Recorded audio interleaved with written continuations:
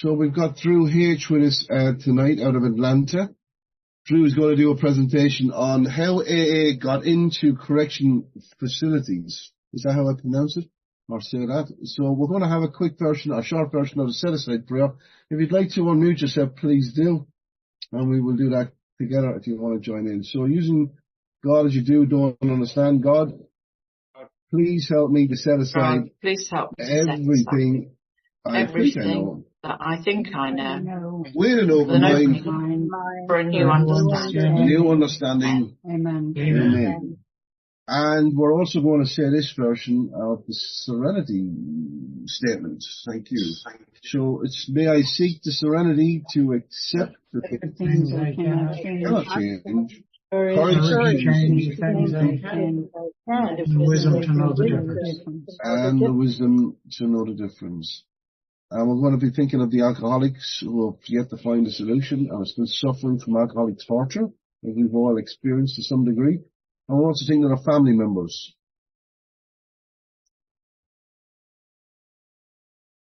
But tonight we've got that man, Drew H. in again, the man who goes down the rabbit holes, who fits about 3 hours of information into about, what are we going to do tonight, Drew? About an hour 15. There's Drew's working model. You know, incredible stuff he does. This is one of his rabbit holes. But with that, Drew, it's always a pleasure to have you here, sir. Thank you very much. Over to you, Drew. Thank you, David. Hey, everybody. My name is Drew, and I am an alcoholic. And let me just make sure that this works. And everybody see that? Okay. So, one of I'm from Atlanta. I do have a sponsor. His name is Al J. From Virginia. His sponsor is Scott J. from Minnesota. And one of the things that we're looking at, again, we're going to have fun with this today. It's just there's no pressure on this, again, this is a story of basically, more will be revealed, obviously, but how AA made its way into correctional facilities. Now, when I first started doing this, I thought, where is a good place to start, to really kind of, lead off with this thing? And, it was the first time we did this was around, the General Service Conference. So, we got the manual and, what it read in the 2024 conference report from the corrections desk on page 173. Those things are like 350 pages now, but it was this, and this was one of the reports. Now I'm going to, basically cherry pick it, but this paragraph says some amazing stuff. Corrections assignment is responsible for AA members and local committees to carry the message to alcoholics confined in a variety of correctional settings. Approximately 300 letters arrive monthly from people in custody, many requesting free literature, keep that in mind, information on how to start a meeting, how to participate in corrections and correspondence services, or CCS, and for helping in contacting just AA in general, either by asking for a meeting in their facility or for a pre-release contact. And that's bridging the gap if anybody is curious. It continues again. One of the most gratifying aspects of the corrections assignment is communicating with area and district corrections committees. The desk fields daily calls and emails from AA members doing correction service work. In 2023, we passed along to area corrections committees chairs approximately 320 requests from persons in custody, corrections professionals, and AA members taking meeting into correctional facilities for pre-release contacts outside of their support or of AA literature. So they're still doing this to this day. And again, it didn't always start out this way, but it is up and running. We were talking about Time I, and this is a guy who really helped do a lot there. Now, I'm just jumping into this because this came up in one of our service assemblies here in Georgia. And it's basically, the pink can, because they were talking about literature. And just to give it some context, we had at our assembly somebody proposed that the line item of, accountability for the Pink Can project, be put in, the general overall treasurer's report. And of course, then that went off into to left field, as it usually does. And some of the questions is what is the Pink Can, and is it even AA, and do we even need it? And so I'm just giving this a quick plug. Again, the story behind the Pink Can, and, there's a great bit of literature, but quoting from that again, AA Archives and GSO Newsletter, Box 459, wrote an article about the Pink Can in volume 52, number 5, October-November of 2006. It was titled, Small Change Brings Big Results. The article states that before there was any corrections committee, what we are all aware of, within our service structure as today, originally it was known as Hospitals and Institutions, or H&I for short. That article traces the Pink Can back to 1957. For folks in the free world, the idea of carrying the message spread across the nation: buy a book and get busy, right? But back then, incarcerated inmates requesting literature seemed to be responsible for the payment of $3.50. Can you see the problem? Stating, where's the money? And, again, when we go back to this 1957, there's an interesting article that even takes it much further than that, pretty dramatically. And this was the AA Exchange Bulletin in October of 58. And when you flip to page 4, it basically sums it up. It basically gives it a title. Originally, it was called Buck of the Month Club. And when we take that and blow that up, it pretty much, spells it out. It says, in 1949, when they learned that literature was supplied to AA groups inside the institutions by the Institutional Committee of Southern California, either out of the individual panel members' own pockets or with funds confiscated from their home groups, members of the La Crescenta Men's Group decided this situation should be remedied. They formed the Buck of the Month Club, to which each member of the group donated $1 a month for the purpose of supplying the institutional committee with literature to distribute in institutions. The idea caught on so well that other nearby groups that they decided that all the AA members in the Los Angeles area should have this privilege of belonging to the Buck of the Month Club. In 1954, the La Crescenta Men's Group turned the Buck of the Month Club funds over to the Institutional Committee of Southern California for collection and processing, since the committee members belonged to groups in the entire area. During 1957, approximately $2,500 was spent for literature for the institutions. This money came only from donations to this Buck of the Month Club. And of course, it said literature and books distributed included 50 big books, 12 and 12s, 20 library folders, which are basically cellophanic bound notebooks containing one copy of each piece of AA literature. Sounds like a little packet. 5,000 local meeting directories and 2,400 miscellaneous pamphlets and conference approved literature from the General Service Office. So pretty fascinating. Again, from the word go, all the way back then, it started out in 49 and it just grew. And by 57, they're already pumping, $200 or $2,500. Now over the years, it had carried a couple of different names, dimes for crimes, coins for cons, books for crooks. But again, today it is, the Pink Can project, and, it does a lot of good here in Atlanta. So, we kind of, showed this, for at our assembly, just to give it some context. It is a valuable tool and it does a lot of good. Now, when we look at kind of how things really kind of took into place, first off, this is a Grapevine, June 1951, and it basically outlines a lot of the services.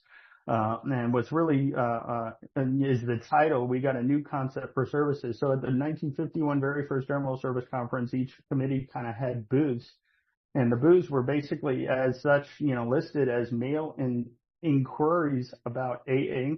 The conference itself, Loner Members at Sea, featured a Loners International, the Secretary's Handbook, the first version of the group pamphlet, pretty much. recordings and translations, grapevine, international groups, public information, and of course, institutions and medical fields. So when we take that part, there's what we were talking about. We blow it up. It really kind of, it's interesting, at least in this public forum, that's what it was, titled was institutional and medical fields, and eventually H&I. So, and of course, the caption, there are now 102 hospital groups, and 62 prison groups. Again, this 1951, and also on that board are, described as a few hundreds, a couple of a few hundred invitations to speak, to groups, which extended to the general, headquarters secretaries, throughout the year. So pretty interesting that they have that. Now, again, where does all this, kind of begin? This whole H&I or correctional Alcoholics Anonymous, and for that we almost have to go back to the beginning. And literally, May 1935, this is when Bill Wilson meets Dr. Bob in Akron for the first time, while on a business trip for, of course, this proxy fight from the National Rubber Machinery Company. And he's in Akron, and he's got about 5 months sobriety now. The business trip doesn't go as well as Bill had hoped for. In fact, it slowly seemed to fall apart, deteriorating more and more as time passed. In fact, it actually, towards the end, just kind of went into a nosedive. Now, Bill is, again, left in financial straits. So you can imagine when you read his story, and especially in Pass It On, he's kind of, he's thinking, what am I going to do for a living? How am I going to support Lois? How am I going to pay for my hotel bill? And of course, the hotel was the Mayflower Hotel. This was where he was staying. Now, in his story, he talks about, kind of frantically, pacing the hotel lobby, describing that on one side there was an attractive bar with a gay crowd inside, and of course, this was their own archives in Summit County. But if you look at the board on one side, of course, is the Parisian Bar, and there's another sign that I'd like to, point out, and that is the coffee shop. And actually, the coffee shop is located right next to the phone. So Bill's facing this lobby thinking, on one side, there's, the attractive bar, and of course, on the other side, what is he supposed to do? Of course, look for another alcoholic to work, to work with. And so, the thinking was, and he describes it, go into the Parisian cocktail bar, have a couple of innocent glasses of ginger ale, whatever that means, and, and feel some vicarious action, or pick up the phone, reach out and touch someone. So he had those two choices. And of course, we know what choice he went with. Picked up the phone. Long story short, he called Reverend Walter Tunks, and it was through Reverend Tunks he got in touch with Henrietta Cyberlin, where he said, I'm a rum hound from New York, part of the Axel group, and need a drunk to talk to. And of course, this was shortly after this Pray for Manna from Heaven, and she knew exactly who to contact, got in touch with Ann Smith, and of course, Dr. Bob. And the two basically set up a date on Mother's Day, May 12, 1935. Now, again, Dr. Bob was in a bad way, hefty hangover, but, he, on the way there, he said, I'm just going to give this guy, 15 minutes. But Bill basically, brought him exactly, what, was, basically answered all the questions that Dr. Bob, had about drinking. In fact, Dr. Bob describes it as, this man talked my language. And, so that was about about a 6-hour talk. Now, in the forward to the second edition, it basically says from there, this is where they went.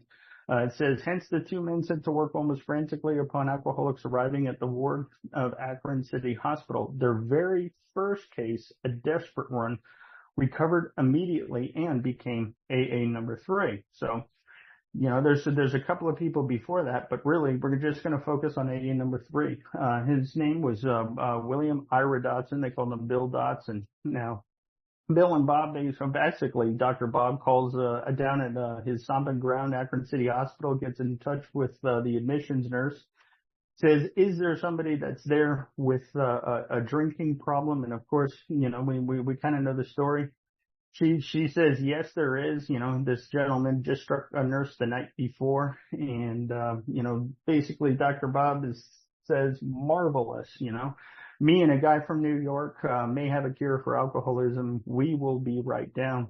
Can you take them from, please put them in a private room. And of course, that whole, ball started rolling. And that's an interesting, photograph of the ward inside, Akron City Hospital. There were 4 open wards, described. 2 were female, 2 were male. And of course, that's just, gives you an idea. And, they put Bill Dotson in that private room. Now, give you an idea, right? AA number 3, Bill D, was a lawyer. In fact, his wife, Henrietta D, one who said to her husband while he was in detox in that private room that there are 2 ex-alcoholic men there to see him, and they may have a cure for his drinking. Now, what's interesting is this actually could be the first step in relation to hopeless alcoholics and the judicial system. I'll explain it. Bill was a lawyer who had knowledge of judges and, of course, courts. It was his wife. Now, she has her own history with people who have, we'll just call it slight judicial hiccups or interactions. In fact, this was on a display at Founders Day, but this was a quote, said, Henrietta was a matron of something called the Akron Workhouse for 22 years. She came into contact with individuals at their most vulnerable and often recognized those suffering from alcoholism. At least one documented instance, she advocated in front of a judge to have a woman struggling with addiction to serve her sentence in the workhouse instead of jail so that she could receive treatment. The judge agreed, and the woman successfully joined AA. So it could have, just plausible. It could, kind of fall into this. Now, what is the Akron Workhouse? Well, the Akron Workhouse was actually opened on 1933, so it was brand new at the time.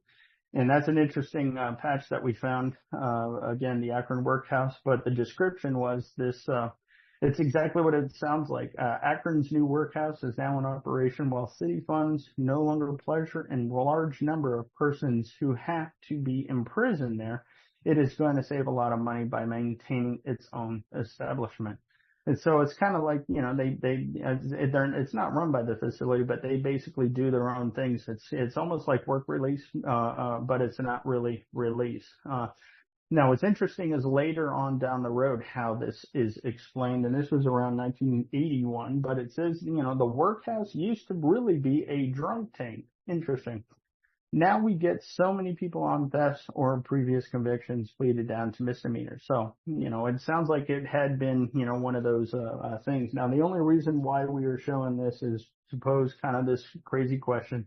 And that is in the middle to late 1935 or early 1936. This could be the first time a hand of recovery reached out or had access behind the walls. So pretty fascinating that this may be kind of, it's a little earlier than we had thought. It could have been from at least the beginning. Now, with kind of the succession of members in AA in Akron, Ohio. Of course, when we look at, the sequence, Bill at some point goes back to New York and starts the second group there, but Dr. Bob stays in Akron. We know that AA number 3, Bill Dotson, gets involved. We also have AA number 4, Ernie Galbraith. His story is, of course, the 7-month slip. But there's another couple of few.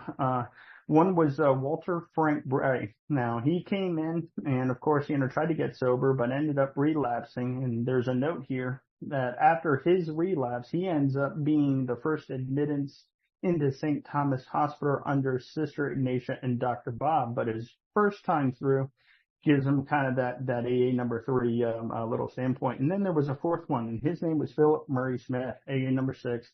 He is considered the first judicial case as a candidate for this new alcoholic treatment. In fact, he was interceded by Dr. Bob, and it's described that Dr. Bob had him, not released to the care of, but he definitely, got into Alcoholics Anonymous, and he's in several letters.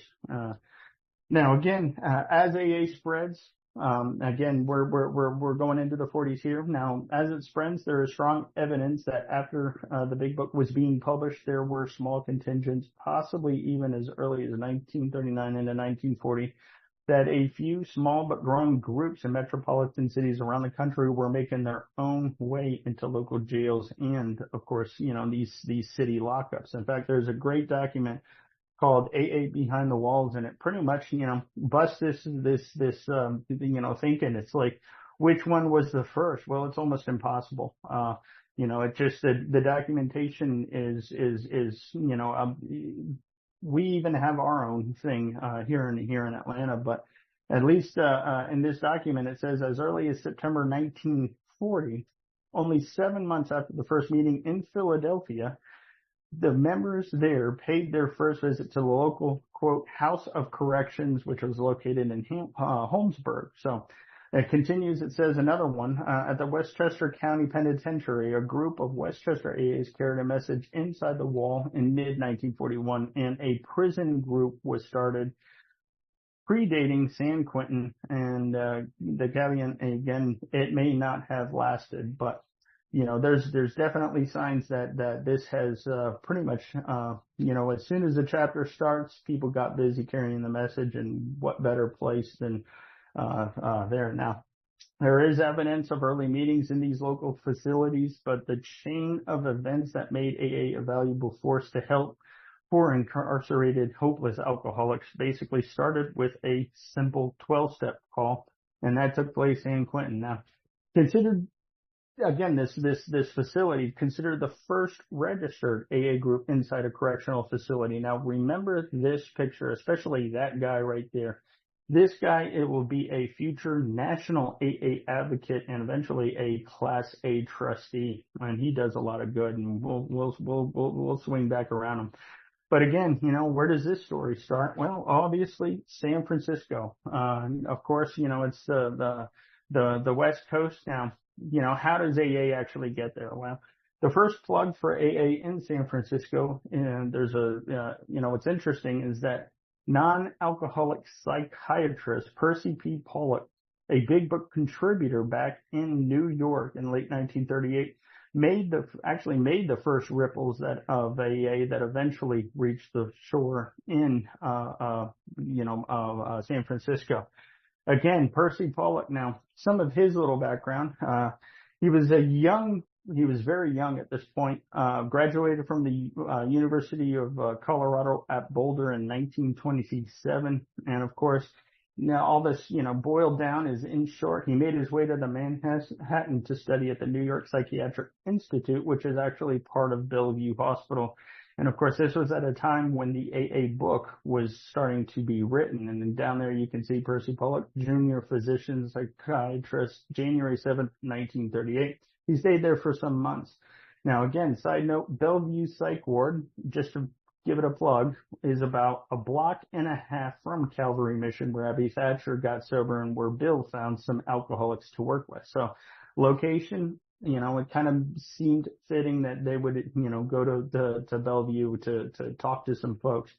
Now, again, it suggested, and this is just, the thing, it suggested that his big book impact is actually found on page 49, where it says, many doctors and psychiatrists agree. One of these men, staff member at a world-renowned hospital, recently made this statement, and so on and so forth. If you came to our facility, we would turn you away. Your cases are basically, hopeless. Now, that he's given kind of the credit to that. And there's another gentleman that also has some interesting recent accolades, and he was Dr. Leslie Benjamin Homan from Johns Hopkins University. Around the same time that Bill and Fitz Mayo brought the manuscript down there, they talked to Dr. Esther Loring Richards and, of course, Leslie Homan, and kind of said the same thing. So it's interesting, again, that those two interactions. But again, he gets credit. Now, when he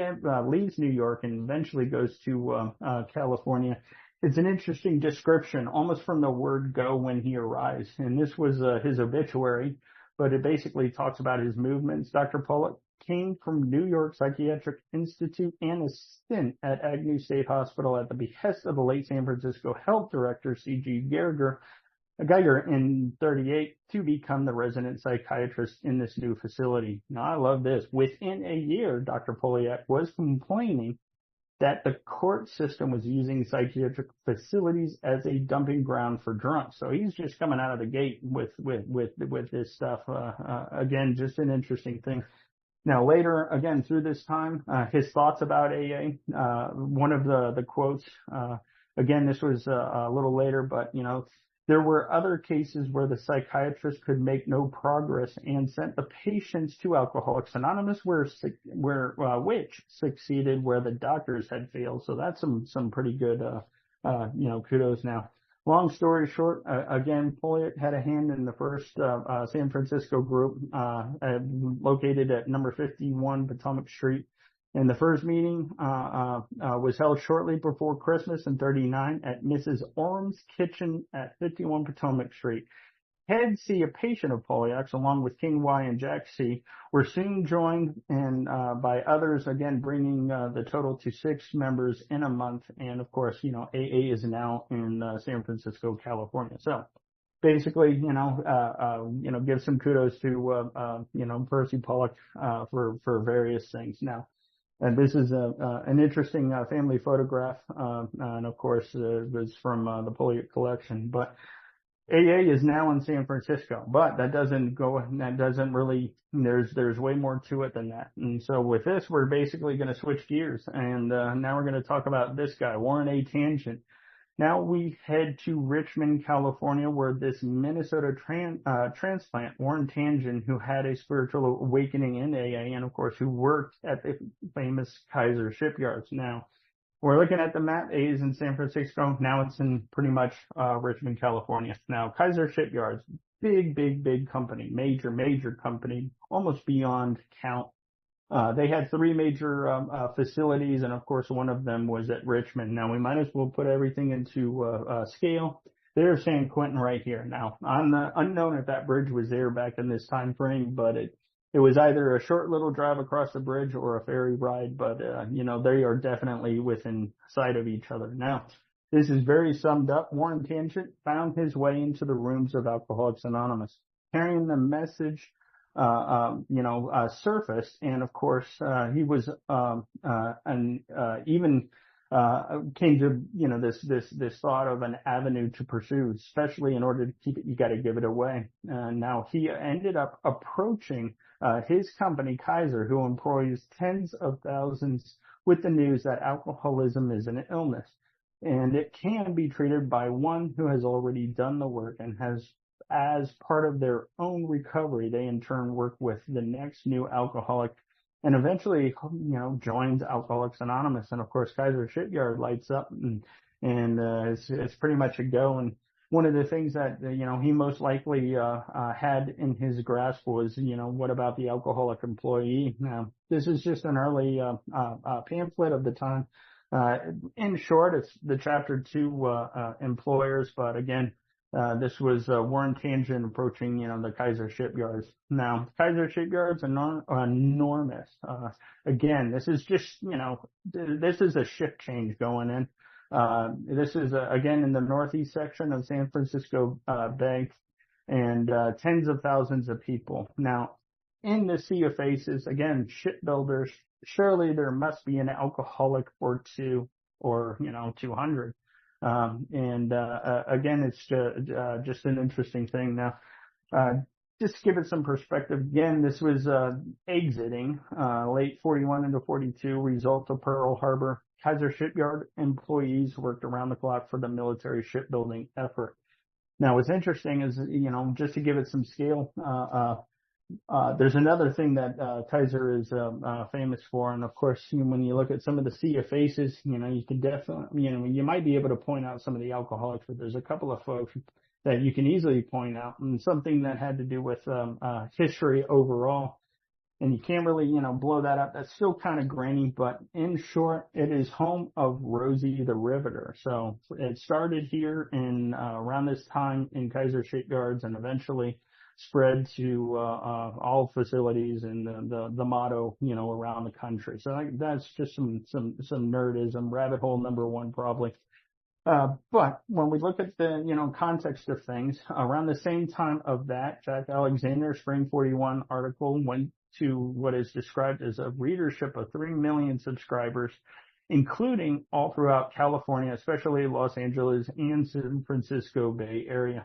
And of course, that was March 1st, 1941. And it's described that membership shot up from 2,000 to about 8,000. Now, again, first major boost about the work of AA and hope for the hopeless that spread around the country. And some of the, again, people that got wind of this, a major part of AA in San Quentin starts in Los Angeles as well as San Francisco with with LA's early members such as Cliff Walker, Sybil Corman, and of course Les F. They called him Chip. So keep that in mind. AA is now also in Los Angeles, and this is just, not going into too much detail, but sometime late 1941, 1942, California parole board member, non-alcoholic Archie Holman Lyons, a self-employed real estate agent in Modesto, which is, west of San Francisco near Oakland, comes across and reads the big book. Highly possible that he also read the Saturday Evening Post article. He was now aware of AA, its fellowship, and most importantly, its action program for hopeless chronic alcoholism. Now, keep in mind, this is a parole board member for San Quentin in a position to witness firsthand what incarcerated alcoholics struggle with, right? He witnessed the problem drinkers, and especially their actions that got them in trouble, and definitely what happened when released with untreated alcoholism. Most returned due to alcohol violations. This was an unanswered question. Why can't they leave it alone? Again, this hopelessness and the unstoppable cycle. When he reads the big book, again, it kind of was just, maybe that was it. Brings us into 1942, and of course, all the pieces begin to come together. The big note here, he also places a big book in the prison library. When we look at early photographs of San Quentin prison, you can kind of see this is, one angle, and it's doesn't really give it a lot of justice. The nice houses are, of course, the warden's quarters and the front gate. But when you look at the full plan, it is a monster. You can see again, we were just looking at that one section over there with the administration building, but you can see all on, it's a big operation. Even the staff and the guards are, housed on site. Again, this is just to give it some scale. Now, it all really comes to this gentleman, non-alcoholic warden by a man by the name of Clinton Truman Duffy. Warden since 1940 at a time when conditions were very harsh, not just here, but everywhere. Years of violent prison unrest, jailbreaks, and scandal had led to the ouster of his predecessor and, of course, the entire prison board. So he was basically coming in at this time, and he was supposed to, bring the big change, total overhaul, right? Long story short, Duffy was open to new ideas of this entire system. He literally grew up there. His dad was captain of the guard, eventually realized that things needed to change. In short, attention to the problem and humanity, not the abusive punishment, right? The human aspect of being human. Now, and again, another early member from Los Angeles, Chip, Les F., whose job had him traveling to San Francisco, between San Francisco and Los Angeles, literally on a regular basis, very active member who went to meetings in both places, one day was given a letter from the LA group secretary about an inmate in San Quentin who had read about AA and asked what he had to do. Again, that was from San Francisco and Los Angeles archives. Letter of the guy's name was Harry. So Les made his way to San Quentin to visit this individual who asked for help, described as Harry. Now, of course, while there, Les talked with a guard. And again, pretty hypothetical. Who are you here to see? He's like, I don't know. Some guy who's a drunkard and is like, well, do you know him? Nope, don't know him at all. But, I may be able to help him. Long story short, the visitation guard got less in touch with the captain of the guard, a non-alcoholic by the name of Captain Joseph Henry Fletcher. Now, hearing Left describe AA, he immediately brought in Warden Clinton Duffy, and the three had about a 30-brief-minute conversation, and pretty much was literally, what is AA?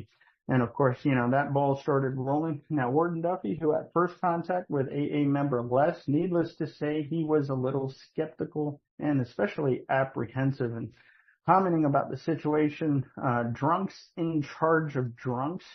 That's what you guys do. And the claims that AA works, he is quoted literally as saying, that AA in here is like trying to give swimming lessons to a man on a dry, sandy beach with no water. So again, not very, swinging in our favor, from the word go.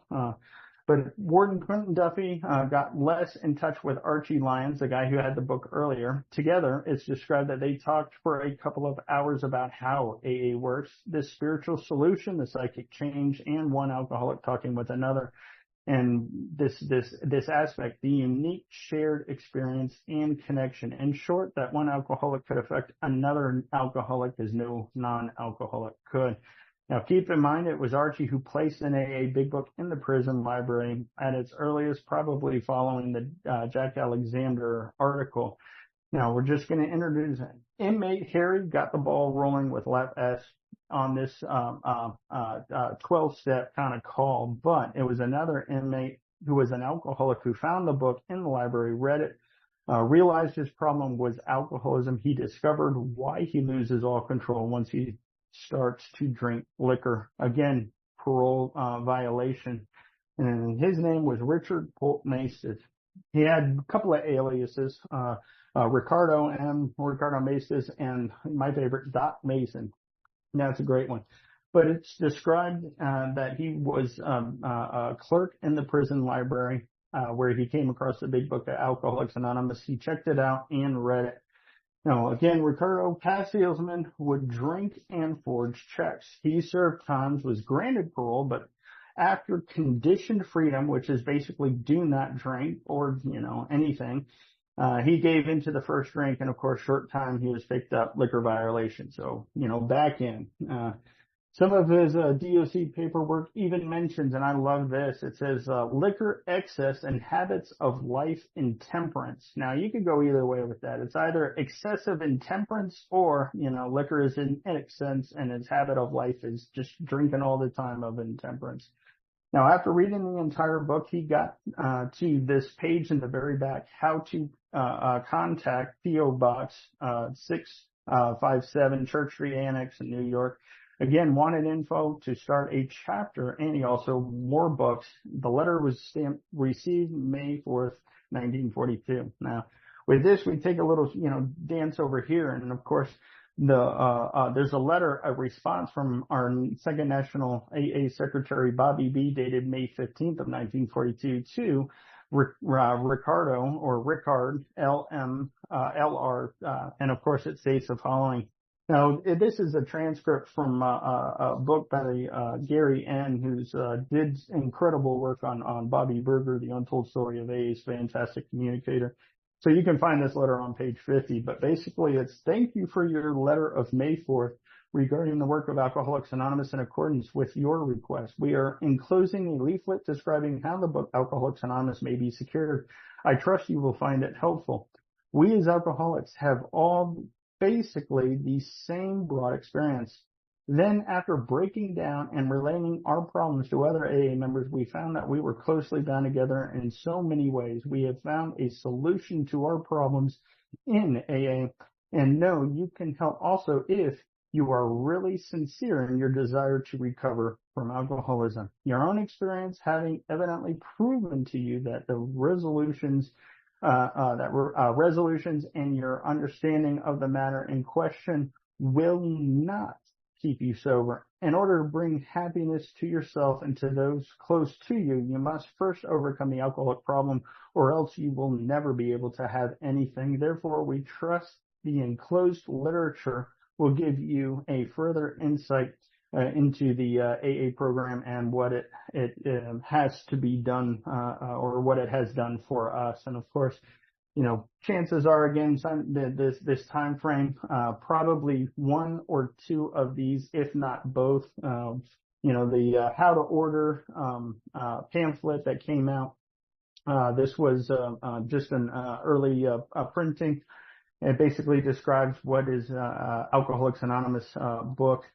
Down at the bottom is, again, just send a check or money order for $3.50. And of course, what's also interesting is, it basically has a money back guarantee. It says, if after a 7-day examination, you do not believe this volume will be helpful, return to us and your $3.50 plus the misery, will be returned. It doesn't say misery, but it should.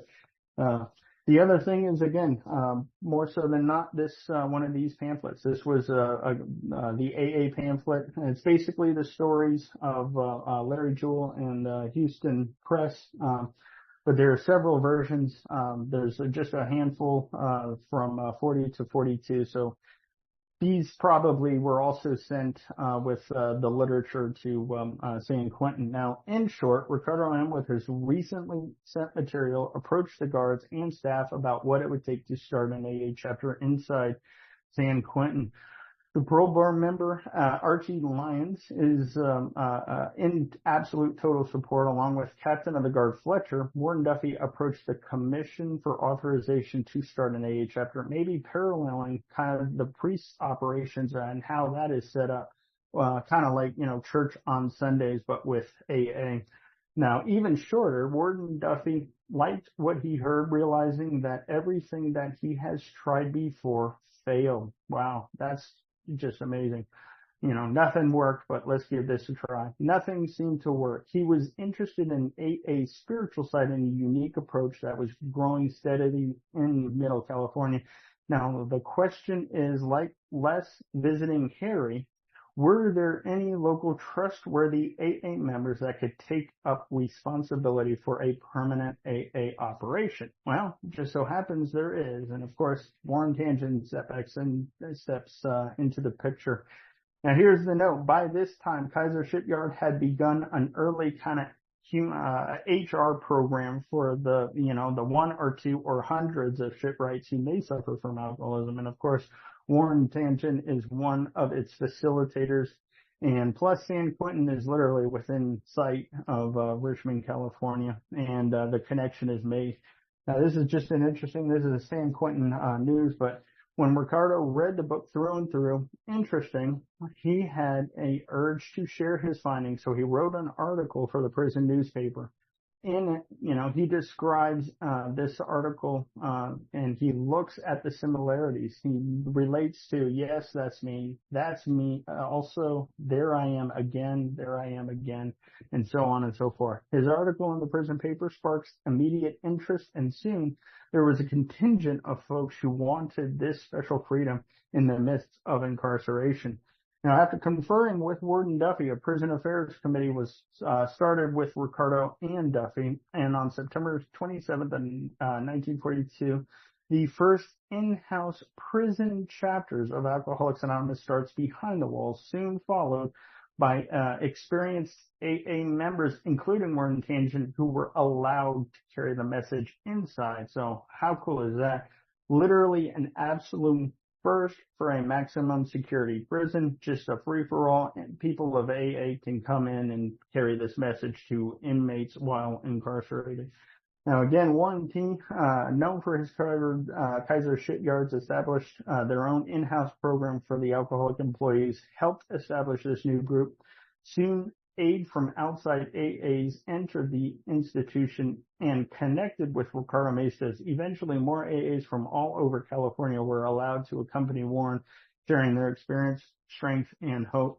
San Quentin, first to allow regular AA meetings inside a Department of Corrections facility, allowing civilians, AA members, into a precarious facility with a rough past and giving here's the thing, the inmates the entire responsibility to control and run the meeting. How's that? Soon to be a registered group. Guess who was their first secretary? Not to say it was Ricardo or anything, but it was. So simply just as it happened, first person group AA number 1. Now from here, it seemed to grow. Now, eventually, this was just an interesting thing. This was one of the pamphlets interpretations of our 12 steps, also referred to as the Detroit or the DC pamphlet. But again, this one was actually printed in-house. Now, it's believed, again, lessons from inside this pamphlet were used and practiced by the AA group, again, in Detroit in 43. Lessons made their way to D.C. And again, this somehow found its way into San Quentin. And that's a group photograph. You can see Duffy, Ricardo, and, of course, Chip. And 90% sure that was Warren Tangent right there. Now, again, this is just a nerd note because we did this in Atlanta, but, we have our first version of the interpretation of the 12 steps also, very early pamphlet. So this is, Atlanta's. But the growth, as measured from the San Quentin prison newspaper, Thursday, November 26th of 1942, it describes a group of 40 inmates convened at the educational building Sunday, November 23rd for the regular meeting of Alcoholics Anonymous. J.B. Nucci of San Francisco presided over the group and lectured on the several phases of this rapidly growing movement. It says inmates desiring to take advantage of these sessions are invited to register at the educational department. Another one about a month later, right? And what's interesting is the description. Members of the San Francisco and Oakland groups of Alcoholics Anonymous met at San Quentin Sunday, December 20th to plan regular bi-weekly meetings. Now, and what does that mean? Is it either twice in a week or is it once every 2 weeks? Whatever it is, it seems to be working. And of course, we know where this was taking place, and it was the educational building. Now, when we look at, an early map of the place, again, in short, it grew extremely successful. Many inmates joined the fellowship. By June 3rd of 1943. San Quentin News reports 100 new members joined the meeting in Building 3 of the Educational Department. And when we look at the map and we take that and blow that up, that's pretty much it, Building number 3. Now, when we go back to the photograph of San Quentin, that's pretty much it right there. That was where the first chapters of Alcoholics Anonymous really got up running and grew, and a lot of amazing things. Now, also in this 1943 time frame, Bill and Lois actually headed out west for a tour of the U.S. AA groups pretty much on the West Coast. In fact, there's a letter that describes he wrote to a friend that shows their itinerary. Basically, it says, in a general way, we hope to leave here early in October, stop in a day or two at Denver. Lois and I have never had a vacation together since AA started. This is 1943. Well, we may detour for a few days through the Yellowstone or, of course, at our own expense, then to San Francisco and south to you. Besides, I want to set aside a week or two to visit my mother. She lives in San Diego, and I haven't seen her for a long time. And of course, that was a letter to Los Angeles. So that was his traveling around. Just a nerd note, by this time, his mother is in San Diego, and that's an interesting photograph. You can see Lois, Bill, his mother, Dr. Emily, and of course, Jimmy B there. Now, between, again, Denver and San Diego, Bill stopped in San Francisco. And of course, November 43, Bill's first visit to the Bay Area, described as Mr. Bill tells how it works. But while he was also there, it describes that he, stopped by, the San Quentin, and this was, dated November 28th. Now, pretty much everybody's in this photograph. You can see, again, it's kind of grainy. We're looking for an original. But standing is, of course, Clinton Warden Duffy. Seated is Bill, and then back there is, of course, Ricardo Maestas. And if you look at the sign on the back, what's really fascinating is, of course, that's the kind of the calling for the San Quentin chapter. And it's just an interesting. Now, San Quentin will in time eventually report 80% rate of coming back in down to about 20%, and that's described in AA Comes of Age of page 90. And one of the things is when Bill was there, the group presented Bill with this scroll of appreciation for the new freedom they now have despite being locked up. And when you blow it up again in detail, it says appreciation for founding the Fellowship of Alcoholics Anonymous. We, the men of San Quentin, present the scroll to our friend Bill Wilson. Now, I love what it says there. It says, who came back from the brink of eternal smash to bring to all who grope along dim trails a clear-cut map to the high road of reason and understanding and sincere fellowship. Ricardo Mesas, San Quentin, AA, November 28, 1943. And it also hit the papers. In fact, Mr. Bill again spoke to about 300 odd attentive inmates. Basically, founder Nationwide Alcoholics Anonymous came to St. Quentin last Sunday as a guest of honor of the local AA group and outlined the organization's history to the 300 odd attended inmates, prison officials, and outside guests crowding the educational department. Among some of the speakers were Walter A. Gordon and Archie Lyons, members of the parole boards and terms. Of course, the secretary, Ricardo Mesas, and founder of that local group, and also David G. Robertson, personnel director of the Bay Area Shipyard. So, again, that's interesting that, Kaiser Shipyard's, director of personnel was a part of this too. Again, thanks to Warren Tangent. And basically, later meeting, San Quentin, AA banner above, welcome. And standing on the back wall is, of course, right under this, between the C and the O was Captain Fletcher and Ricardo Mesas off to the bench. Hard to say who is who with everybody seated, but again, what's really fascinating is they are all well dressed, and it's men and women. Now, saying all that to say this is kind of what set AA, allowed AA to get into correctional facilities across pretty much the country and in the world. This was a piece that was actually authored by Warden Duffy, and the header up there is news. It goes to every prison in the USA and possessions, and is read by all people who are interested in prison administration, paroles, etc. It says that there are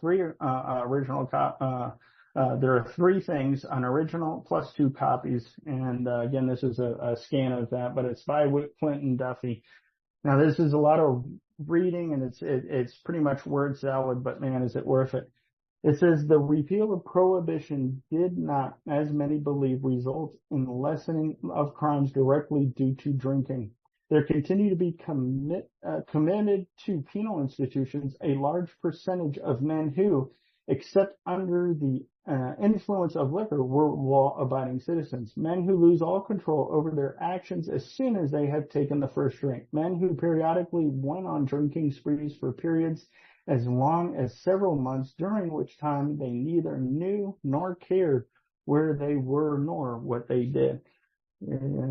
These victims of the pernicious alcoholic habit, being totally irresponsible during these periods, commit an acts ranging from writing checks without sufficient funds, and I love this, to borrowing an automobile, to more serious offenses too numerous to list here. It said, sobered, they are shocked to learn they are in trouble. Their remorse is genuine, but a serious law violation, or perhaps a series of violations, has occurred. These men are committed to this prison, and become our duty to do all we can to rehabilitate them. Usually this type of prisoner makes good record for himself. His conduct during his period of confinement is everything to be asked of a prisoner. Pretty much normal folks, right? It says, but we all experience the spectacle of recommending such a man for early parole, only to have him return as a violator for exactly the same reason as caused his first commitment, drinking. It was apparent to us that the alcoholic presented a problem of rehabilitation which the prison program was not meeting. Our board of prison terms and paroles was well aware of the importance of continuing aid to such men after release on paroles. If, he states, by Mr. Morrison says, or Mr. Moore, if we can keep our paroles sober, we can keep them out of jail. They know what's wrong. They just don't know what to do about it. Recently, however, a solution of this problem presented itself. The solution proved to be an organization known as Alcoholics Anonymous, which was achieving phenomenal success among men addicted to the liquor habit. Mr. Archie Lyons, a member of the California State Board of Prisons, Terms, and Paroles, was given the task of inquiring into the feasibility of associating parolees with the movement. As a result, this inquiry went to the organization, convinced me we should try Alcoholics Anonymous, plan within the walls of San Quentin. It was with some trepidation that this was done, you bet. We knew very little about the organization or how it could be adapted as part of our rehabilitation program. None of the prisoner administration were associated with it. We were therefore forced to go into the matter without benefit of any experience whatsoever. It says, as the proposed innovation affected prison morale, I discussed the matter with our captain of the yard, J.H. Fletcher, who is my right hand in maintaining prison discipline and routine. His many experiences of seeing men who he had believed rehabilitate return for liquor violations aroused his enthusiasm for a plan, and through his aid, the necessary books and data from Alcoholics Anonymous. Under the leadership of an inmate secretary, Macis, the men are trying to study a method of stopping their craving for liquor, which the first drink releases, a craving which in every case in the room was the cause of these men being sent to prison. This is going across to basically anybody who runs a facility. Into the rooms comes a group of outsiders, smiling, happy, well-dressed men, some who had motored from distances as great as 100 miles from the prison. Wow, talk about a 12-step call. One by one, these men told the inmates in words that only real alcoholics could use and understand of their experience with the program which was being studied. The Chinese say a picture is worth 1,000 words. Well, that was a picture. For the inmates, it meant a new vision of real help when they needed it most, before the first drink. For these men were not preaching something out of books. They were pouring out their hearts and souls. They were not preaching. They were assuring and reassuring. I attend many of the meetings. I heard Mr. Anonymous, lawyer, anonymous doctor, baker, truck driver, ship fitter, publicity acknowledge his former state of absolute degradation. I heard him state that he had been able to regain his self-respect and the respect of his fellow citizens as a result of the influence and application of the program our men were studying. Together with a fellow Alcoholics Anonymous member, I received letters from men and women offering to help in any way to rehabilitate Alcoholics members and in San Quentin. And that's a beautiful sentence. Their offers were more than active promises, fulfilled whenever called upon. You know, we were reliable. It was too soon to be able to quote statistics, and personally, I am more interested in individuals than statistics, but the statistics will follow. Already we have proof of the work done by AA groups. The first class commenced last March and graduated 50. The new class, now starting, held a meeting last Sunday, August 8th, of about 225. To that meeting, 25 men came from AA chapters at San Francisco, Oakland, San Jose, Palo Alto, Sacramento. They are traveling.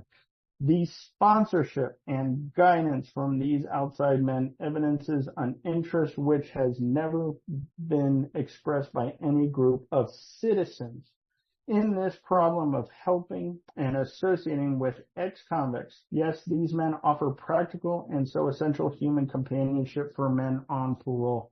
Said this feature alone makes the work worthwhile, but results are being seen outside also. Our parole officers are reporting more success of former inmates who have been restored to position of respect in their communities through the aid of AA groups. And the AAs are militant, and they do exactly what they have promised. They will stay with the man until he achieved his goal. The ability to refuse the first drink, stay with him until he's able to achieve his goal. Wow. How about this? The unselfishness of AAs is an inspiration not only to the inmates of the institution, but to the prison administration as well. Their wholehearted cooperation has enabled us to expand the program here in California. Recently, the first inmate secretary, Ricardo M., of the group in San Quentin, volunteered to transfer to Folsom. There's his Folsom papers. To organize an Alcoholics Anonymous group there. It is contemplated that similar groups will be started at the California Institution for Men at Chino, California, and in near future, we here in California believe we have found the solution to one phase of our problem of rehabilitation. So again, it talks about, AA is now in San Quentin, Folsom, and coming soon to a theater near Chino, of course, west of Los Angeles. And no wonder they needed, literature. The numbers speak for themselves. So yeah, the PinCam project was pretty much off and running. Now again, more ripples hitting the shore in January. In 1943, Warren Tangent, who had helped Warren Duffy start AA in San Quentin, was also in touch with Clarence Doc Hinckley, founder of the first Portland, Oregon AA group. In fact, Doc Hinckley came down to San Francisco to meet Warren Duffy and, returning to Oregon, had met with Warden George Alexander of the Oregon Penitentiary of Salt. The outcome was the founding of an AA group, and of course there's the warden right there. Working as an inmate office clerk for Warden Alexander at the time was Owen L., considered a two-time loser, who immediately became active in the AA group. More ripples. Description here: members of the Portland chapter of Alcoholics Anonymous met here yesterday with a chapter at its state prison. The two groups, consisting of 75 members, said that the methods of overcoming drinking are to admit that you're an alcoholic, the desire to do something about it, and then to recognize there is a greater power than you. From there, Owen's release in 44, he founded AA in Salt Lake City, Utah. 2 years later, Owen, together with Mark C. and Deb P., met with Warden John Harris at the Utah State Prison, and of course, it is up and running there. Going back to Chip, July 44, Les came to Walla Walla from Seattle with, again, endorsement of the governor there, with the expressed the sole purpose of starting an AA group, which he did. Early inmate members of the pioneer group there in Walla Walla were Earl C., Oliver L., Earl H., George L., Roy H., and of course Barney B. And among the early outside sponsors were Howard J. and Roger S. And that's just a 1956 photograph of the meeting in Walla Walla. So now for something just a little closer to home, this is Georgia's first steps. And of course, when we look at the federal prison in Atlanta, we're talking about Warden Joseph W. Sanford. And this was one of the first letters that we have. This is from Bobby Berger to the warden. Now, we don't have the exact first one, but this pretty much says it up. Again, to November 25th of 44. Dear Warden Sanford, thank you so much for your letter of November 20th, telling us about the newly formed group in Atlanta, Georgia Penitentiary. We now have several successful prison groups, namely in San Quentin, Folsom, Chino, and Salem, Oregon. The first three are in California and the latter in Oregon. We are watching these groups closely, and over a 2-year period find that many members who receive instruction in prison make good citizens on their release. I personally correspond with several and hear of others through the groups with whom they affiliate after parole. How cool is that? I wonder if that's kind of the first thing of bridging the gap right there. But continues, it says, we are happy to list this new group, the New Life Group, and we'll send you AA bulletins and data from this office as it comes out as soon as an inmate secretary is elected to act for the group. Signed, Margaret Bobby Berger. And of course, this was the reply. And in short, they basically found a secretary and gave him the address. This was another one. That was January 15th, 45. This is February 11th. And of course, it's from a group here in Georgia, the First Clubhouse at the 57.5 Broad Street. Basically, our group at the federal penitentiary is getting along fine. Bert Flynn and I were out there this morning, and the boys have made splendid progress. Since my first visit there some months ago, Bill Morgan and Mac McMillan and I were the first of AA in Atlanta to go out and help the group get started, and we were justly proud of our handiwork. And of course, it goes on, but the secretary of the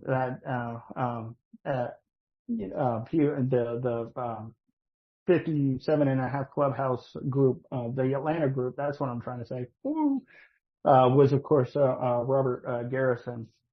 But, when we go back to this, again, November 22nd, 44 formation of the group in Atlanta Federal Penitentiary, and that's a photograph of that meeting in action. Again, later named the Inside Out Group.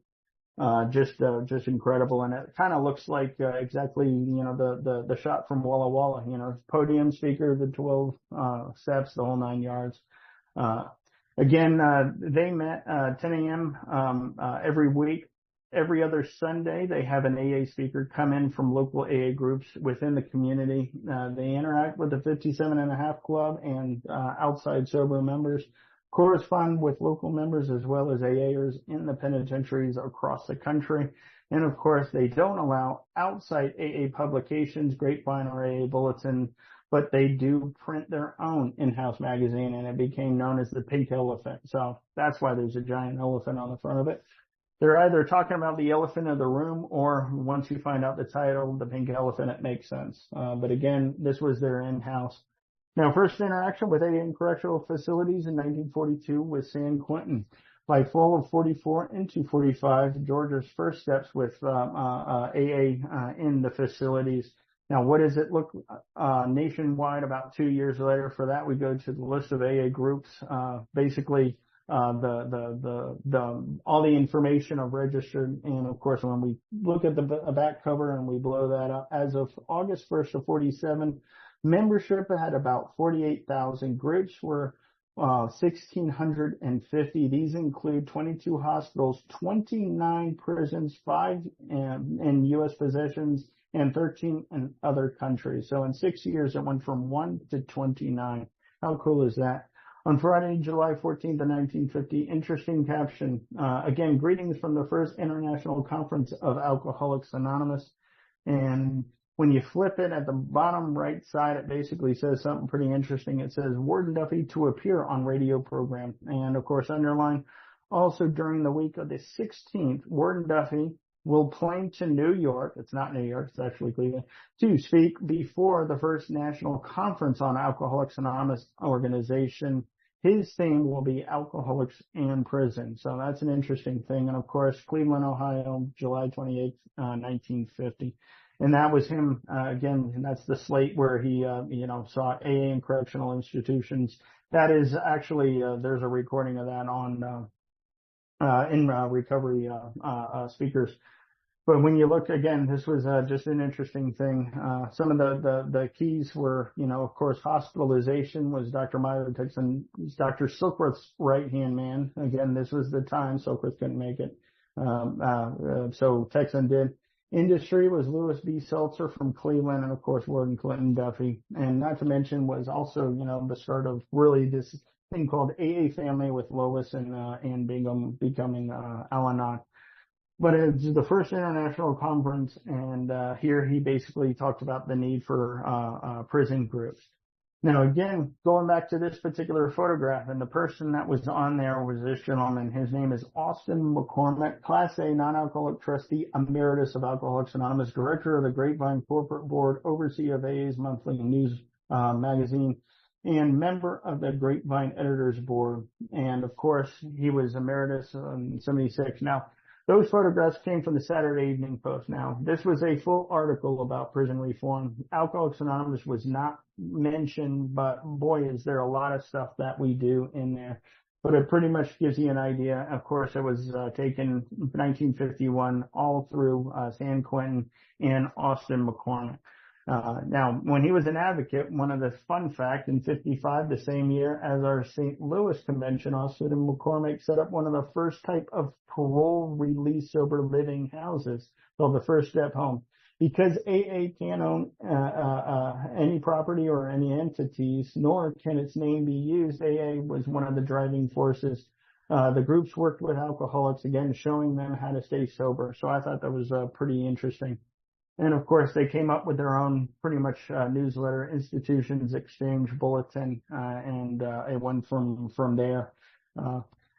And of course, just as time went on, we looked at some of the General Services Conference down the road. That one's a great photograph. The prisons and hospitals board scene there. Especially when we look at some of the stuff that's on there. We're still trying to track down the other two, but one of them you can clearly see sober, and of course that's the sober in-house printing of Angola State Prison in Louisiana. And of course, When you look at the silver anniversary edition, you can see it also too started in 1942, and they are celebrating a milestone. And of course, that milestone was,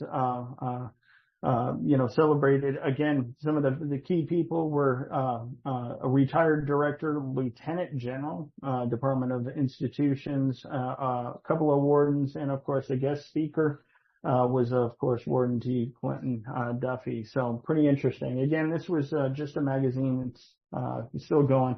In fact, they pretty much have one of the coolest big book covers I've ever seen, so I thought I'd throw that in there. But that's the Angola State Penitentiary. Those have been posted pretty recently, but again, it's just an amazing thing.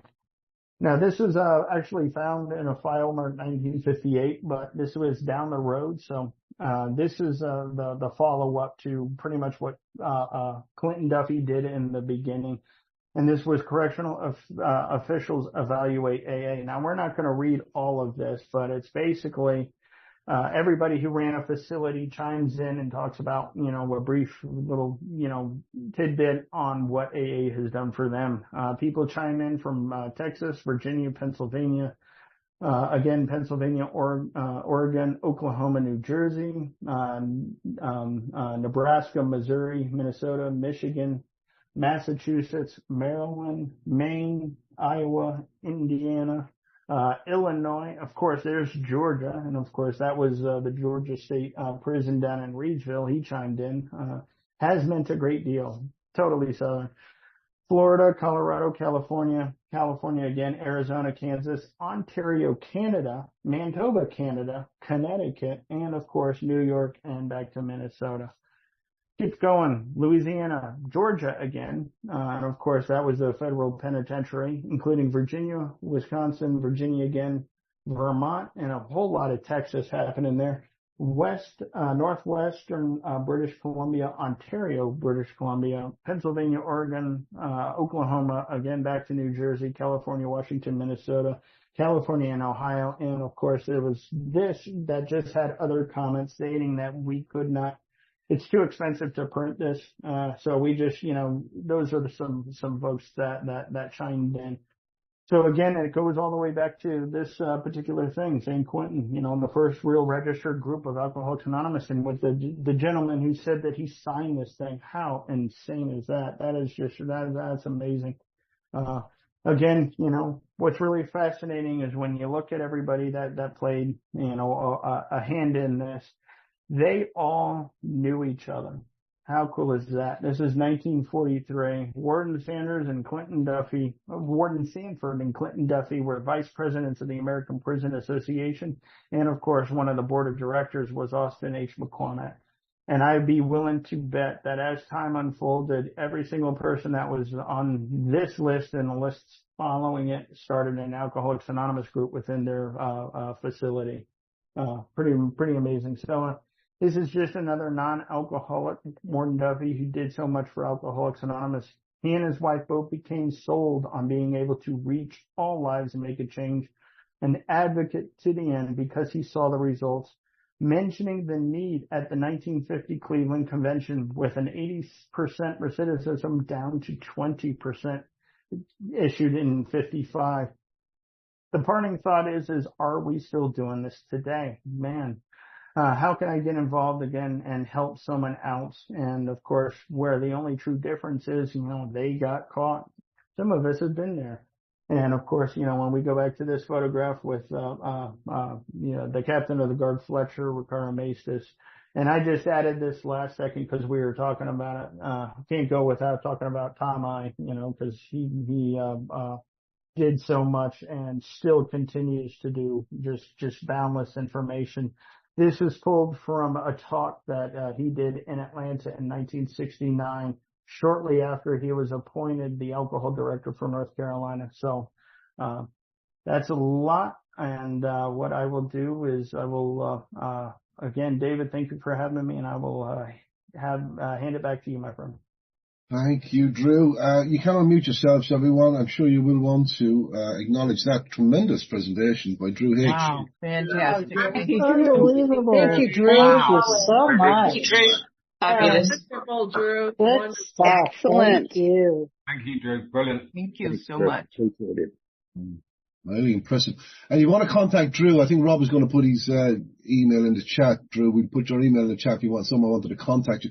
Drew, just before we go into Q&A, I was asked, what about the power slides? Can someone get access to them from you, or what do you do with them? If someone wanted to see some of the visuals, because we only record the audio, we don't record the visuals. If someone needed to look at some of the pictures, could they contact you about that? Yeah, absolutely. Give me an email and I'll ship them. I'll package them up and ship them out. Fantastic. We just want to mention some meetings before, and then we'll go to Drew. We'll have a Q&A. I want to go back to you were there 1 second ago, and you just skipped out on my screen. Ken, I think he's now. Ken is the man who was signed. There you are, Ken. He jumped up the list. But we'll go to you shortly, Ken, because Ken signed, as Drew said, he signed the flyer, the poster about San Quentin. Yeah, we'll go to you shortly about that. But Rob, do you want to just mention these meetings maybe tomorrow ones? I think I have the flyer for Bill Schaberg's one. Rob, will we start with that? Bill Schaberg is on Sunday at 11:30, writing the big book. Then you've got Drew's meeting tomorrow. Go on, sorry. No, go ahead. Go on, keep talking. I'll catch up with you. Go on. Okay, writing the big book. We're going to be on the chapter Two Wives on Sunday at 11:30 a.m. Eastern Standard Time, or Daylight Time, I should say. And that's with the Growing and Understanding players, who will be taking a huge part in it. And we have the author reading with us, don't we? Bill Schaberg reading with us as well. So. Yeah, and what an honor it is to have the author partaking in it. And at the end of the meeting, being able to, get his thoughts on what he wrote and what he found out. It's incredible. We are so blessed. We are blessed indeed to have Bill Schaberg. And we had Ward Young with us today. Ward wrote the book, we read that every Friday. He wrote 12 Steps to Religion and Spirituality, and he's going to be back with us next week. So it's indeed we are privileged, Rob. Did you want to mention this one as well? I think about they're reading this on Sunday. Grateful to have been there, the Nell Wynn story, and they're a lot further on in the book. Right, Hugh? How far in the book are they? Probably 2/3. 2/3 through the book. So, yeah, they're moving a little bit quicker than we're. Thank Sorry, you. David. No, go ahead. We'll just kind of keep going. Good man, thanks. I just go with Eamon's one, I guess, if Eamon wants to pipe in there. Thank you. Just on Sundays, a long timers meeting. All the speakers are over 40 years sober. This Sunday we have Bill T from Montana, I think, who's 45 years sober. And if I might say, thank you, Drew. You can't tell you how much I really appreciate your presentations. Thank you. Brilliant stuff, Eamon. Thank you. And Drew's back with us I just quickly tell you if you want to put in the diary, he's back with us there in the 18th. That's September, October. That's October. So he's back with us on the 18th of October. And I think we've also got you for September, Drew. We did. We got you for the 20th of September. And you haven't decided what you're going to do for us yet. Just quickly on Bill Schaberg's website, if you want to, there's more information. The appendices, if you bought the soft copy, you didn't get the hardback, he's out there now putting up the appendices on his website. So just go to writingthebigbook.com and you can get access to that. And I think there's one more thing from us to do here. Next week, Rob, what are we next week? With Ken B, I think, is back with us. Is that right? That is correct. And he's going to do one on New Light on Alcoholism. So that's next week. New Light on Alcoholism. Thank God for the light. Thomas, we go to you first then. And you're up, we have a Q&A and then we go to Ken B. Thomas, nice. Yes, Drew, I was interested in the information you started off with how to get the AA message in print inside the walls. And you mentioned that it seemed to have originated in some form about 1949 in California, and they had the Buck of the Month and several other names that were, I don't know, a little bit derisive to try to describe what their efforts were. I was wondering, seems like this could almost be a separate presentation, but how to get literature inside the walls. It's been a real challenge in many, many circumstances. You know, when they started off, they didn't have a softcover big book until I think 1986. and this is always an issue with correctional facilities in bringing materials inside the walls. It's largely frowned on, and being able to get the AA book, it was only available in hardback, and they always were concerned about that because material could be put inside the sewn linings and things like that in a book, especially a hardback. And the grapevine was a challenge because for years the grapevine had staples in they didn't like staples in the facilities. So I was just wondering, how would they, and the other thing is being unable to bring personally inside the walls material, they set up criteria where it had to be direct shipped from a supplier. They did not want materials just coming from individuals. They just have to have a lot of concerns in having control of their facility. Did you come up with any information about, you talked about 50 books, AA books, getting into the prison in 1949 and 50. I was just wondering how they were doing that. Any information on that? When just with different state assemblies, when the corrections committee usually carries, tabs on what is going where. I know, with, Georgia, we broke it down into two. We have, Metro 13, which is pretty much all of, the north end of Georgia, and then our statewide function. They kind of operate a little separately. I used to be the treasurer for the Coins for Cons program, and we were in about the $12,000 mark. Just some amazing fill up. Now I did, I put that question because I always kind of interact with the corrections committee. In fact, when we did this, we did it with both people, the corrections and archives. And the question always came back to is, again, are we still doing this today in Georgia? We have a hard time even getting into prisons. Did we actually have the same reputation that was in that letter from Clinton Duffy? Has it changed? And, it's a weird thing, but, again, it comes down to, what is my part, and how can I get involved, kind of thing. But in terms of exact figures and how things came back, that's a couple of other presentations and rabbit holes. Thanks, man. Thanks, Thomas. We're going to go to Ken B. I just put up a picture of Ken. Ken, this is a picture of Ken with the actual. Is that a photograph? Is that what we call it? Or a painting?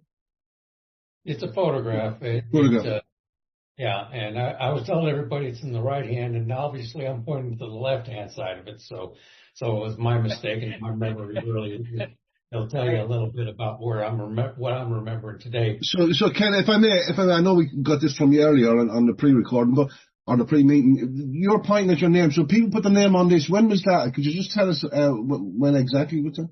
That was in 2007-ish, I believe.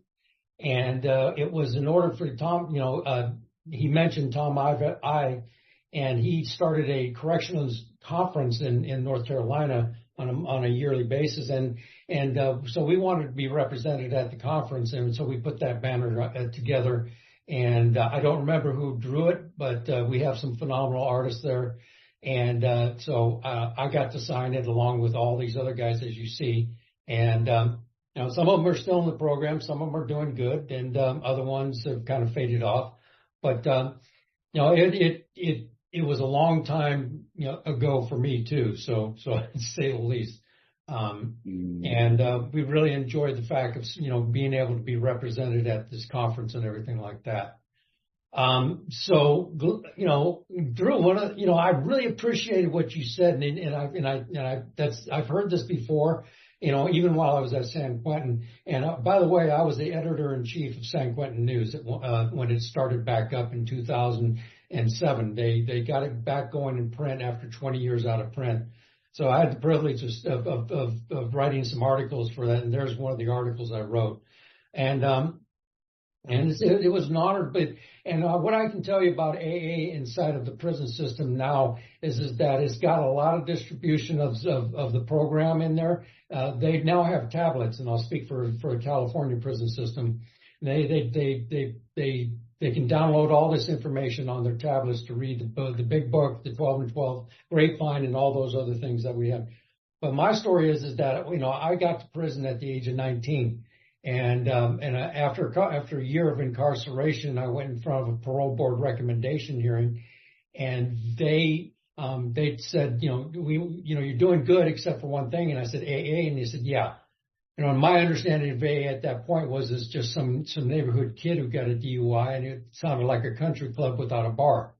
But I decided I'd go and give it a shot. And what the H&I brought in was a message of hope, and they talked about how they burned their lives to the ground in so many different ways, and it sounded just like what I had done. And I grabbed a hold of the program, and I got sober in 1982, and I now have 43 years of sobriety. But I didn't. But the consequences of a life lived in insanity took me it took me 39 years of my life incarcerated for me to walk out the door a free man. But I spent a lot of time doing a lot of good things while I was in there. I became a writer. I got a college degree at San Quentin. And just the gift of this program is just so amazing. And the thing that I always like to talk about is that, AA works no matter where we're at. And it worked good inside of the prison system. If I applied the principles of what this program represented, I got the results out of it. And so that's the gift to me. So. Thank you for letting me share.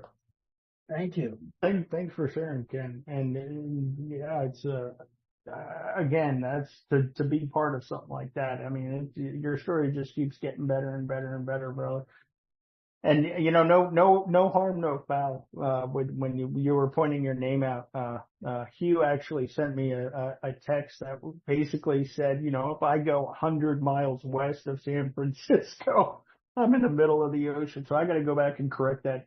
That's just laughing. You were asking about one more thing is a photograph of Bill Wilson at San Quentin. I think there's one in the East Bay that's a better image. So. Wow. Thank you. That was great. Thank you for that, Bill. Or Ken B. I beg your pardon, Ken B. We're going to Bill Lyons now in Oregon. Yeah, thank you, Joe. As usual, excellent presentation. Couple of quick questions. The Ackwen workhouse that you mentioned where Henrietta was working, was that men's only? I don't think so. I found several articles through the years. It was even in a couple of little tidbits. It's not even there anymore. No remnants of it. But in some of those articles, it sounds like it was co-ed. Whether it was one or the other, and Mick, just kind of separated different, one left side, right side kind of thing. But it sounded like it was their pretty much diversion, for kind of their diversion channel. But it just kind of made sense that what are the odds of Henrietta Dotson working there? I'm still trying to find paperwork on that. If I can find her ID badge, we're in business. But what are the odds? You didn't have much information about the first women prison. Mostly it was all men's. Yeah. That's the 2.5 hour version of this. Again, work in progress. Okay. I have some information about women's prison. The first supposedly, the other thing was you showed some pamphlets toward the end that had a stamp on it that said AA's the first AA museum. was printed on the pamphlets? Mm-hmm. What are they referring to? Akron or? It sounded like it was just some kind of, collector off to the side. I tried to hunt that down as well. I pretty much, I don't know that much about it. I just, in research that popped up and I was like, that's pretty cool, especially because, when you look at that's how, whether it's that museum or not. I don't know if we're still recording, but if anybody's out in Colorado, there's a man you got to talk to about a museum. Just saying. If in those directories, it was a perfect, snapshot of, AA's, exactly what it was doing. At some point, they kind of stopped doing that. It's pretty interesting stuff. So yeah, I'd like to know more about that as well. Okay, thank you. Thanks, Bill. And Drew's doing a presentation tomorrow. Drew, what's your presentation tomorrow again? I'm trying to find the presentation you have tomorrow, Drew. What's the one you're doing tomorrow, Drew? I think Robert put in the chat. Robert put in the chat. It is basically, the enemy of the best is often the good. Is that? And that's the conference. My job is, Bill's vision and safeguards put in place. So that's what I'm going to try to talk about is, some of the things that, like the example, the Washingtonians, what they did wrong and how they went wrong. And, especially, going into,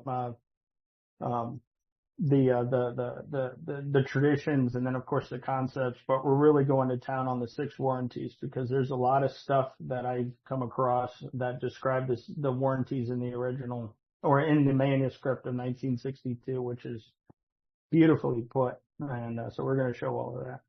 Right, and they've got ahead. Now, could AA's future be in jeopardy? Interesting stuff. Thanks, Drew, for all you do. And we're going to Hazel in Atlanta.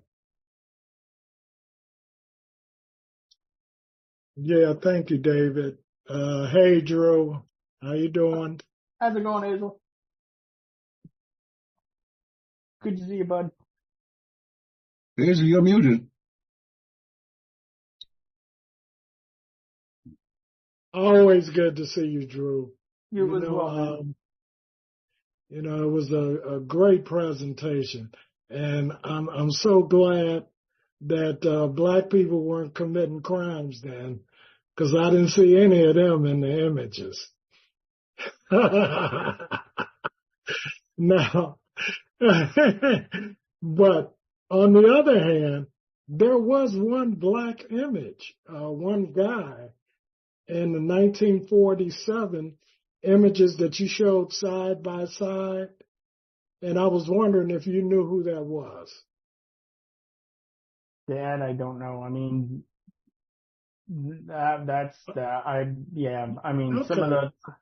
Some of that stuff is, with some photographs you can actually go down, and that's a whole nother presentation, forensic photography. You can facial recognition, match thing, and it's, match people and try to identify, at least give a ballpark. But yeah, there's no way. Yeah, and the other thing, the corrections committee here in Georgia was doing a fabulous job up until the pandemic. And then, of course, they were on lockdown after that, and they couldn't go in to any of the systems here. I don't know how much that has improved. I know the chairperson has changed since that period in time. Would you have any updated information in regards to whether they're letting them back in? Because we know that to give them the book and expect them to read it with understanding is a difficult proposition at best. So. Yeah, the fill-in, now it's Dawn and Amber, and they're doing the best they can with what they got. When Right. it was an absolute stop, for COVID, and of course we also lost our equivalent of Warden Sander or Warden Duffy, he was a guy who was just all emphatic.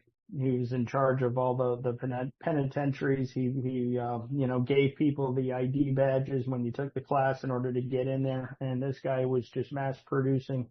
AA was all over the place. He passed away as well.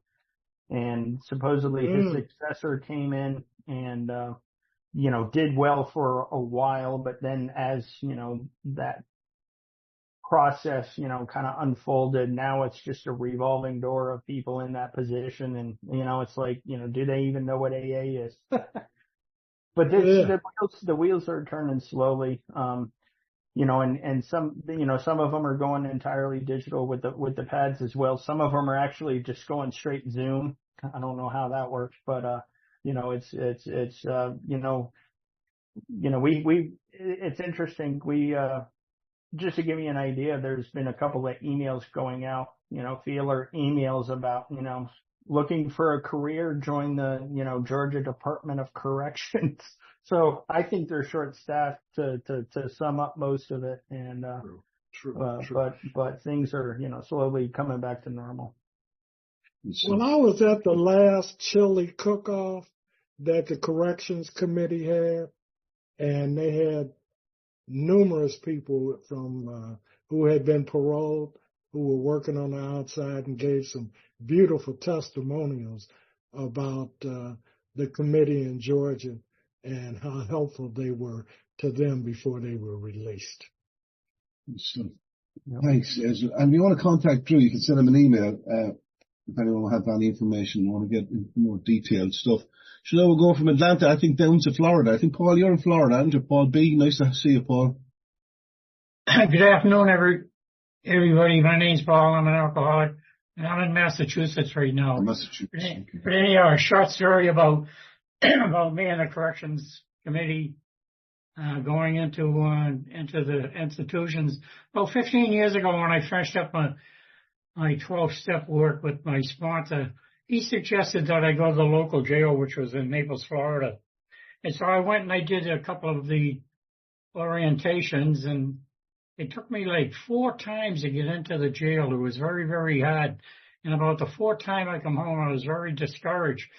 And my wife said, Paul, you are really something. You're trying to get in jail, and the people in jail are trying to get out. But I finally got in there, and what a great job of 12-step work, carrying the message to people that are incarcerated. And somebody said it today in our meeting tonight, the only difference between me and some of the other people in jail was they get caught. I didn't get caught doing a lot of the things I did, but I found out it's very rewarding going in there. And the best part about going into jail is leaving. When they give you your driver's license back and your personal information. And I always felt, really inspired doing that. And then going to the local meetings in the area. And some days, some people will come up and say, "Hey, I heard you in the jail, and you really helped me out." What a payback that is when somebody does that. That makes it so worthwhile, doing 12-step work on that. So anyhow, I want to thank David for the opportunity to hear Drew tonight. And what a great presentation. Fabulous. Thank you very much. Thank you, Paul. And we're going to Tom is in Port Reyes Station, I believe. Is that right, Paul? Tom? Is that right? Point Reyes Station, right. West Marin County, California. Same county as San Quentin. Yeah. Thank you, David, for your for the meeting, and Drew, thank you so much for that presentation. I actually have 2 questions that I want to throw at you for anything you can give back on it. The first one is, I didn't pick up anything about federal prisons in there. And I'm wondering, it seemed that most of what I heard was about state prisons. So I'm curious if you could say something about federal prisons and specifically also military, the brigs and stockades, and how that has worked, if you have any information about that. My second question has to do, I actually teach chaplains, and I'm curious about the relationship of chaplains into AA in prison. So those are two separate questions. Thanks, Drew, and thank you so much for your presentation. Yeah. Thanks, Tom. I'll try to, I think there were three in there. I'll try to tackle them. Atlanta was a federal pen. Atlanta was a full tilt federal pen. It started in 44. The ball rolling and all of that. There's a letter again in correspondence, more will be revealed. They said that the Atlanta was number 5. That's absolutely impossible. There's just too many to count. But it was a federal pen. In terms of, military, this is the joke I know, when they asked the Navy how many alcoholics they had, they said, well, we don't have any, So it may have taken a little bit of time with that, but eventually I think everybody got on board. And Drew, I'll just add that about 30 years ago, for about 5 years took meetings out to the brig on Treasure Island, Coast Guard, Marines, and Navy. So we did get in there as a part of an H&I program in San Francisco. So that's awesome. That's awesome. When it came through again, that would be a detailed, 2.5 hour, version of this. And, again, and Bill with his input, maybe a coordinated, effort to really kind of map this thing out. Cause it's, anybody can go into a hospital. I mean, Sister Ignatia and Dr. Bob did it, it just kind of went from there. But, with the system, I was just blown away, when I found that document that they were all on the National, Association of Prisons. It's changed its name a couple of times.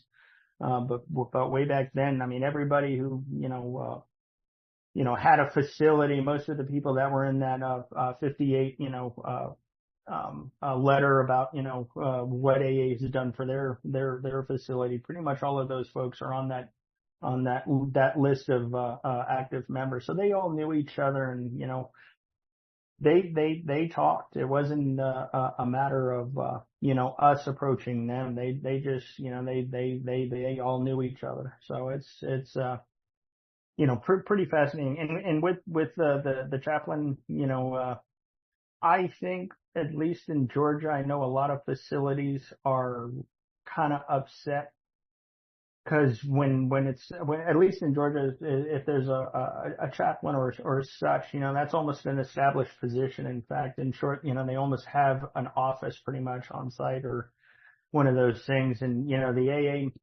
AAs, I can think of a handful of people that are absolutely 100% reliable. And, that kind of in that letter, when they say they're going to do it, they do it. And, some of the interaction going all the way back to the international convention when, my friend was the chair for that. And, they just kind of, they saw us as, kind of yes, but, are they going to be there when we open up the gate? And they would open up and, open the door for, them to come in, and there'd be nobody there, and they'd shut the door and no meeting tonight, fellas, that kind of thing. I don't know where I'm going with this, but you know what I mean? It's, it's a thing. I'll just add, Drew, that my own experience is that there have been issues of denominational exclusive, being exclusive denominationally and that kind of thing. And California only has, I believe, 4, maybe someone else can correct me, but I think there are 4 recognized religions, where chaplains are actually hired. They do have chaplains from other programs. I see Ken shaking his head, so go ahead, Ken. Well, there is one note. I mean, going to the international convention, right? The Sunday morning speaker, the guy who orchestrated that whole thing was a corrections chair for Georgia at the time. His name is Jim Turner from Athens. The guy just rocks it. And, Right. one of the panels, or one of the assembly, he came in and all he would say is, we got him. And, of course he couldn't tell anybody what he was doing. Long story short, they actually got an active person from the facility, put him in a van with all the bells and whistles and drove him to the conference. And, he told his story, and that was his share. And the amount of manpower that actually took place is they had to pretty much cordon off an entire section of the Georgia Dome just for this one guy. And there were probably about 150, people in a position of guards and, just stuff like that for this to happen. But it's, the miracles still do happen. Yeah. Thank you. Yeah. Okay. Thank you, Tom. And Ken, you jump back in, Ken? Yeah, I don't want to, excuse me for double dipping, but first of all, the religious issue, there is real diverse as far as the pet chaplains and stuff like that. The diversity is very broad now compared to what it used to be about 20 years ago. There's been lawsuits and stuff like that have been settled.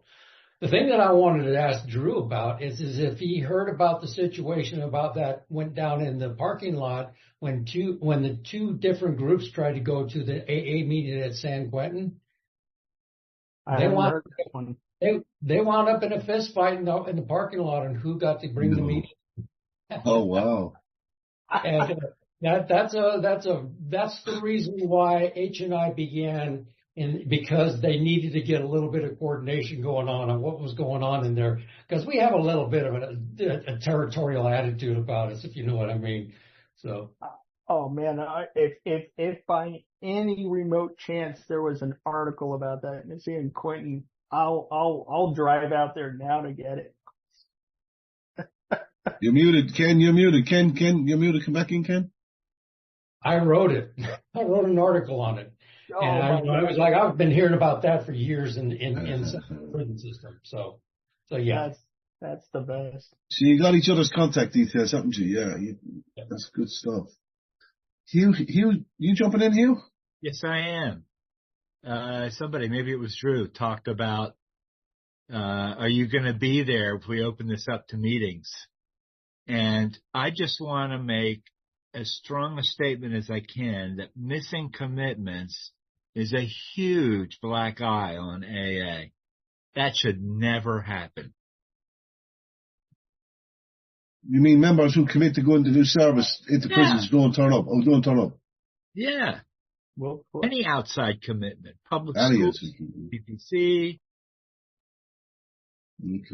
That's why I like going into the history of this stuff, especially, the early, how they did it. I mean, my God, if you took a comparison of what, an instance from the 40s and you look at what's going on today, I mean, it's a totally different.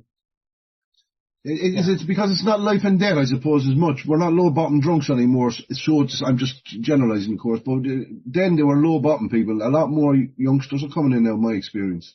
I was one of them, I was 27 when I got in. What do you think of that? Do you think there's something to do with that, Drew?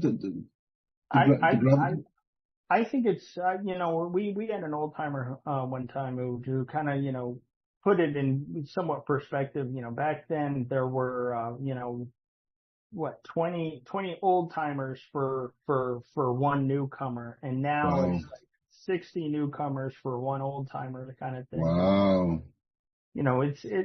It is what it is, but I guess if we're talking, and that's one of the things we're going to talk about tomorrow is, in short, what are we teaching the new people? Are we just looking at the recovery side? Is it just a big book? Or are we teaching them about all three legacies, the traditions, the concepts and service, commitment, the whole 9 yards. So thank you. That was beautiful, man. Thank you for that. That's tomorrow with Drew H. Hugh, good stuff.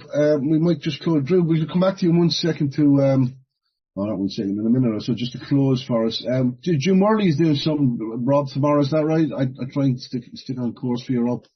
Yes, Jim Worley is doing something on Sunday at 8 p.m. Eastern time. He's doing Why We Study AA History. Should be a fascinating study. Always is with Jim Worley. It's still Friday, right?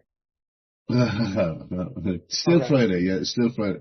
I thought still Friday. Also, we want to just mention what's called Drew's one. We want to mention this for Drew. Rob was telling me about this meeting. This is the big. What's that, Rob? You were saying that is a big book study, and Drew has been gratefully facilitating this, and we never know what rabbit hole we go down. Somebody mentioned something, and we can go off onto some tangent. So come on out. It starts at 9 a.m. Eastern time on Sunday morning. So if you can make it, come on out. It's a lot of fun.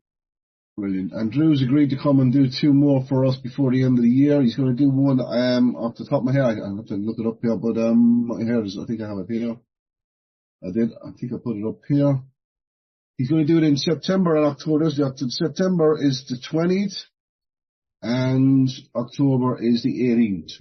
So we got through for that. We're closing this section in a minute. Sorry, Drew, go ahead.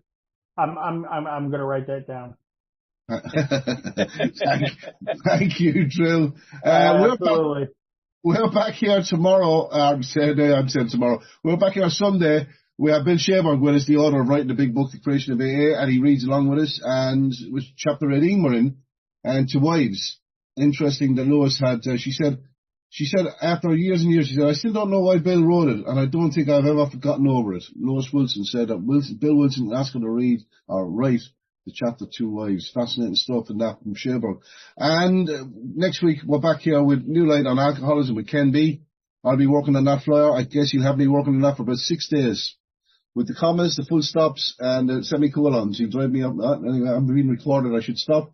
Well, we're going back to Drew H. to close the meeting. Thank you, Drew. In matter your choosing, sir. Thanks, David. We'll just close it with the Serenity Prayer, the Wee version. God. And us the serenity to accept things we cannot change. Courage to change things we can. And the wisdom to know the difference. Know the difference. Thank you, everyone, for your participation. Thank you. Thank you, Drew. Thank you again, David. It's indeed a pleasure. I'm going to stop that recording because I like that now. We have that in the bag.